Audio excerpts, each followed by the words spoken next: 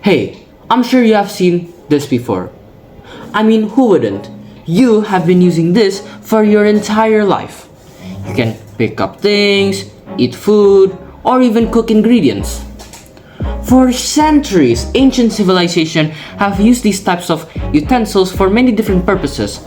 For example, for tradition, for respect to guests, and so much more.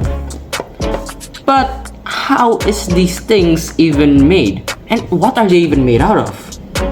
These utensils are actually made out of stainless steel, which is composed mainly out of three elements, or you can call them as minerals.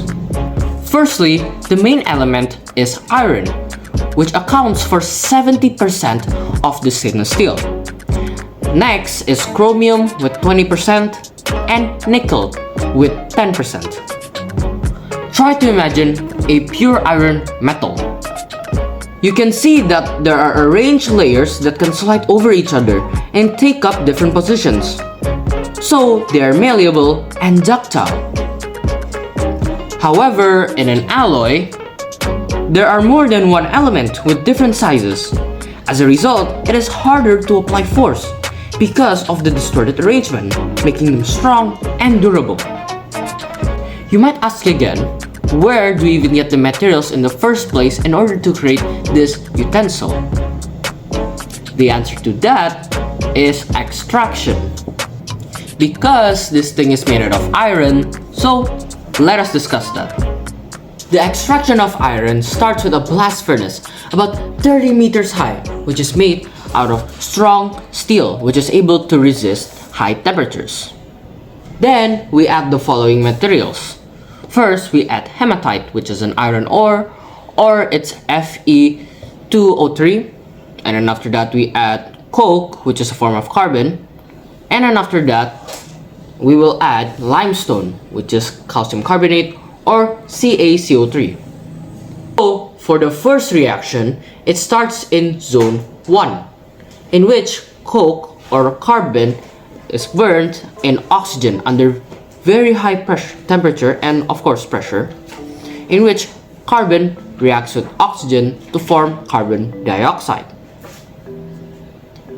In here, the carbon is gain an oxygen, so it is oxidized.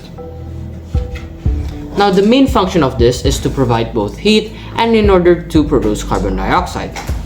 For the next reaction, it happens in zone 2. So in here, carbon dioxide is reduced to carbon monoxide by reacting with carbon.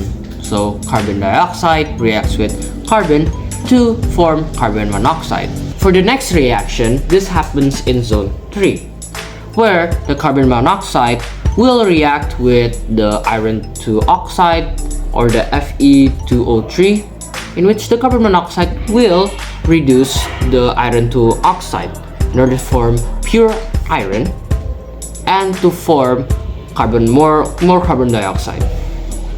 However, the reaction doesn't end there.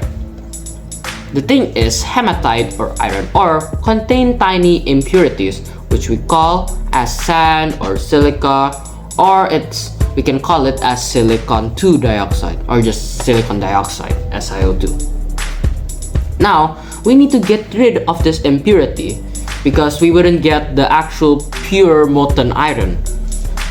So in order to do that, that's why we have to put limestone or calcium carbonate.